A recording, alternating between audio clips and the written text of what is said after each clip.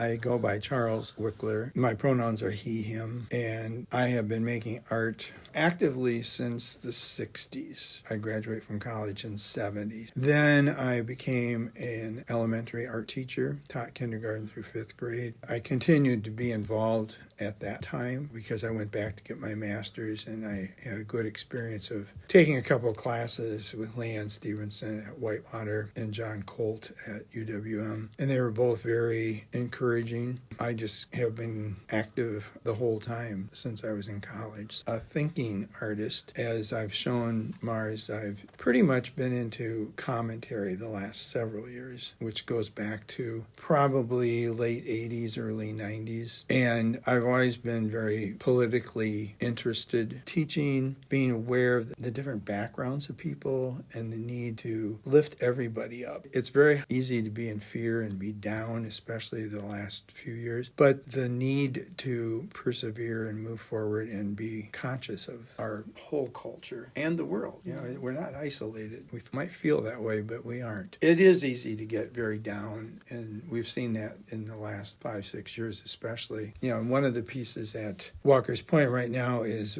Justice in Black and White, and it came through because of looking at Supreme Court, the kinds of rulings they do, because that's one of my newest pieces. And the bottom of it is Justice in Black, which is more obscured, and it's over panels that show some of the worst racist decisions that the Supreme Court has done. So we know that they're not infallible. The Roe decision this year and the possibility that they would take away the ability to marry whoever you want, all these issues, it brings all this into light, and it's like can't hide from issues. You have to be aware and then try to do something about it. And I think one of the ways I try to do that is by having the ability to confront people and make them think. Because I don't look at my art as decorative at all. It's not, something that people are going to buy to decorate with. If they collect it, it's because they like the thought behind it. It's very engaging, and it gives you a sense that you're doing something, and also a sense that you're engaged in thinking about what's going on and sharing what you do. Because I like to share with other artists, what they've done, and I feel the same way. I like to put it out there, and hopefully it would be understood, appreciated, and oftentimes to kind of jog people's sense of what's going on, to put it in a different perspective. I guess that we all have a responsibility. It's like democracy. It's not a spectator sport. I hear people that say they don't vote or whatever, and it's like voting is the least you could do.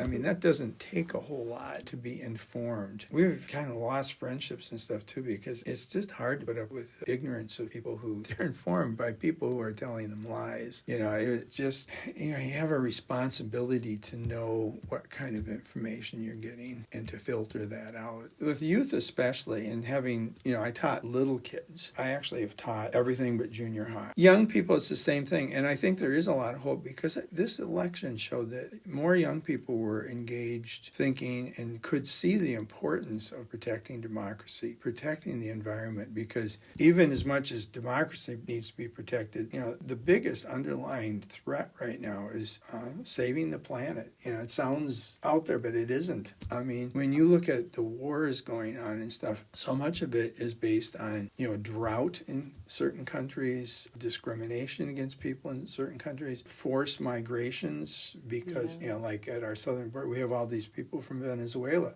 And, there's a reason and there's a history of why we have responsibility. We supported all these dictatorships in Central America. This has not worked itself out to be democratic. So we have a responsibility. And as young people, be informed, stay engaged, and it is going to be your world. I'm going to be 75 next month, and, I'm at the upper end. I still think it's really important, but, the future really belongs to young people. They're going to be around to see what happens to the world and what happens to democracy. Well, my community, we've lived here for 52 years in Waukesha, and I love the community because it's varied. Our kids got a good education here, but I really am troubled by the thinking. My wife and I talk about it often. It's kind of like, how do these people think? And I do put things out there in the community. I have done a couple of my major pieces. I did a huge piece for the Waukesha Public Library, a commission piece, but it was all about heritage and culture and community. And in that setting, it was well received. And I did an even bigger art installation piece, site-specific for the Waukesha Memorial Hospital. And that was all about being engaged in the community and healthcare and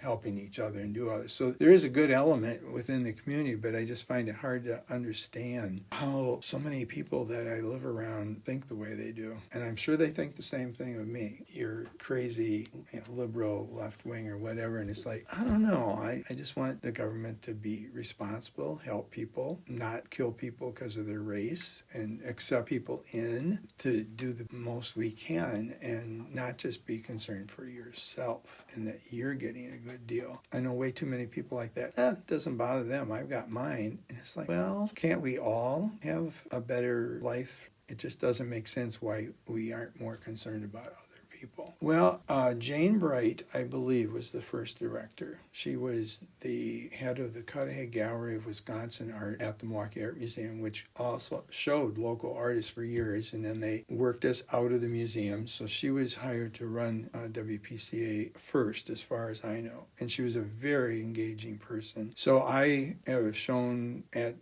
WPCA way back and continue and have a membership for a long time. But I look at it as one of the best groups in Milwaukee because it reaches out to service communities that are ignored, especially by bigger institutions. I like the Milwaukee Art Museum. I have been a member there since the 70s, but they work at a different level. I like the fact that smaller local groups and institutions do more for people who really should be included in the arts. The arts should not be just for the wealthy who can collect and run the committees, and that's a social kind of stratosphere that we're not in. When I see the classes they offer, the community outreach, be involved simply because even if you're not showing your own art, you're supporting the mission of WPCA of being a community-based organization. I don't know, my younger self, if I would change anything, because I got involved. I was on committees at the Milwaukee Art Museum. I've been a member of Milwaukee Area Teachers of Art, which is one of the oldest organizations in the country. And then Wisconsin Visual Artists used to be WPS. I've been president of MATA. I was president of WPS. I was president of Print Forum at the Milwaukee Art Museum. So over time, I think I stayed really engaged. So I don't have any regrets because I got involved right out of college. Even when my kids were little, they got to go to a lot of things. And I think that even though they're not artists, that they're appreciative of art. So now is continue to stay, involved with those groups, and when I see opportunities to encourage younger people, and there's something right now. So many of these groups are not getting new members. I really wish more younger people would stay involved in these groups because they have a long history and a proud history of what they've done for the arts. So more people should be joining Wisconsin Visual Arts. I know teaching became much more difficult after I left because of decisions in Madison made teaching much harder. So there are fewer art teachers than when I was there, and they're so overwhelmed that I think it's hard for them to get involved like I did. But support WPCA and become a member and just stay involved as an artist no matter what else you're doing to make a living, because there's very, very few people. I know hardly anybody that made a living being an artist. You had to do a variety of other things. And that's just kind of, writers have the same problems, musicians have the same problem, theater people, all the arts, and our country doesn't, not just the state, but our country, when you look at support for the arts internationally, per capita, we spend pennies, and you go to so many go to Europe and they have this long history, or you go to Japan or China. We've been to all these places, and, in China, when we were there about 8 years ago, all the really thrilling liveliness of the arts, because they were expanding the kind of contemporary art. They still always had, the traditional, but, I guess involvement and being aware and doing work, sharing work, and enjoying other people's work too.